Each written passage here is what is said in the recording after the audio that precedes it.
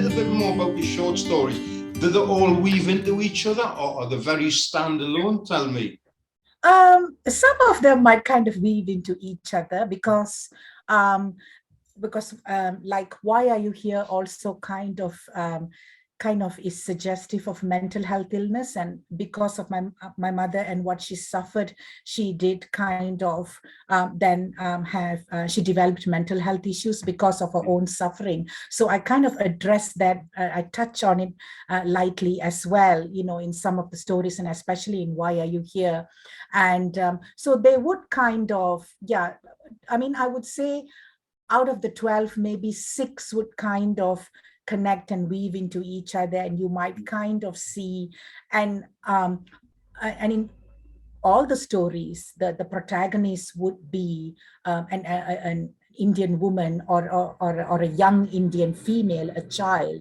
You know, so in that way they would be similar, because the protagonist in every story would be the Indian woman, the Indian female, and the psyche of the Indian female. You know, and so another theme that's also common in my stories is racism and discrimination, again, because of my personal experiences, and because I've lived in Malaysia and England and Dubai and now in Ireland. And you know, and I'm not so much talking, not so much about overt racism, and some of it is very subtle, you know, and sometimes you don't even realize it until a little bit later, and you think about it and you say, oh my God, did that person actually say that to me, kind of thing, you know. Yeah. And then you realize, you know, so yeah, so another theme that would run through my stories would be kind of racism and discrimination as well. So in that way they would be connected, I suppose. Yeah. And you mentioned the Indian protagonist.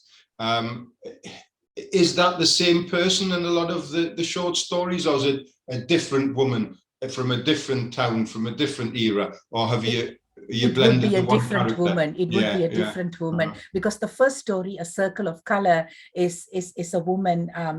You know, it's set in Dublin, sitting on a bus in Dublin. You know, and that is a story that deals with discrimination. Then the second story, totally. I mean, another story is Beach Tales. It's about a young child. It's about a 6-year-old child going to the beach with a family, and what she encounters there, you know. So it wouldn't be the same woman, you know. I suppose what you could say, if you really tried hard, it would be the same woman who's in A Circle of Color, and maybe the same, and in Why Are You Here? Because that's also a woman in Ireland. So then you might be able to say that, you know. And then there's one story called Rearrangement, which is about arranged marriage, you know, and it's about a woman who's kind of, you know, being viewed by different suitors, and they're saying whether, I want to marry her or not, you know, because that is still the culture in many Indian communities, where arranged marriage is still the norm,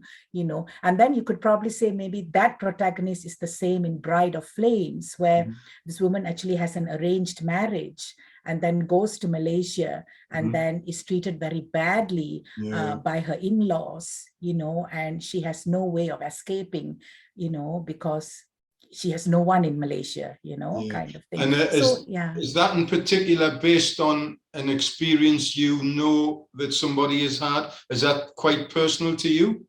No, not really. What kind of got me to write Bride of Flames was because of the dowry system, and in the community that I came from, the Indian community, and you know, in Indian, we have different caste systems. So the kind of caste that I came from, they were, you know, still talking about dowry, and it's the woman's side who pays the dowry. So I kind of thought about it, and I thought about how, if, you know, a bride is almost brought from India to Malaysia, and then she's bringing this dowry, you know, so and then she's to give it all to the in-laws, kind of thing, you know, and then they kind of treat her badly, you know. That's very. I mean, I could talk to you all day about this subject. It is something very close to my heart as well. Now, I remember reading it as a 20-year-old about the caste system in India.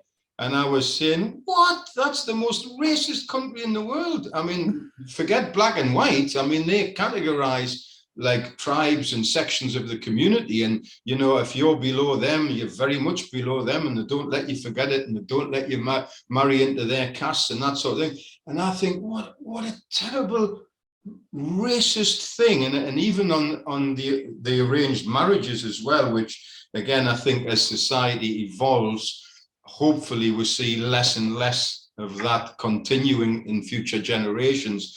But the fact of you know, that a young man and a young woman can't fall in love and marry, in my opinion, is racist. Never mind the racism you might encounter in Dublin or England or whatever. Yeah, that's true. Yeah, I mean, I suppose, yeah. I mean, some of those stories actually, like Bride of Flames, actually, I wrote a long time ago, you know, and coming back to what we were saying about recognition, actually, when I first started writing stories, and then when in my early 20s, I sent one I was actually home for summer holidays in Malaysia from England, and the New Straits Times, which is the English national newspaper, launched a short story competition. So I just submitted my short stories, and then I went back, you know, after the summer holidays back to England. And then my dad rang me and said, oh, you've actually won a prize. And I thought, wow. So the first story that I submitted, it was called The Unmarried Widow, you know, actually won a prize. And the following year, I actually sent in Bride of Flames and Illegitimate Chain, and Bride of Flames won a prize, and Illegitimate Chain was shortlisted.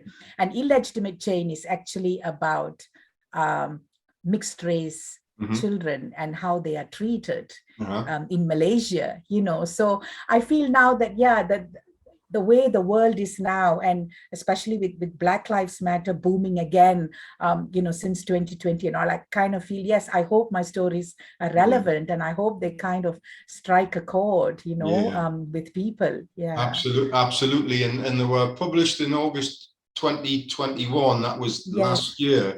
And how long, the 12 stories, when did you write the first one? You said a number of years ago. When did you write the first so one? a couple of the stories in that collection were written more than 30 years ago, you see. So Bride of Flames and Illegitimate Chain would be the oldest stories, you know. And then some of them I kind of wrote over the 30 years, I suppose. So the one about arranged marriage, rearrangement, and would be there. And then some of them I just kind of wrote in 2020, you know, because when I was just sitting at home with COVID, you know, I wrote a lot of the stories. So Circle of Color, which is the story about discrimination set in Dublin, was written then.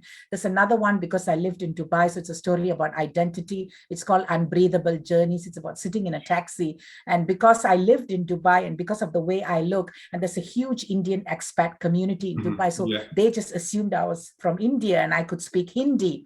So when I told them, no, actually from Malaysia and I can't speak Hindi, you know, kind of thing. So, and the taxi driver, one taxi driver actually told me off. He was really angry with me. He said, like, why didn't you learn Hindi then? You know, because I was thinking like, okay, you know, I'm sorry, you know, so that kind of thing. So the expectations or the assumptions that people have of me just from the way I look, you know, and that really was really interesting for me. It was also painful sometimes, but I kind of took that and I harnessed those kind of negative experiences and some of that pain and put it into my writing, you know. So a couple of the stories would be 30 plus years old, whereas a couple of the stories would just be maybe 2 years old, you know. And the $1 million question that I ask all authors of short stories, when's the long story coming?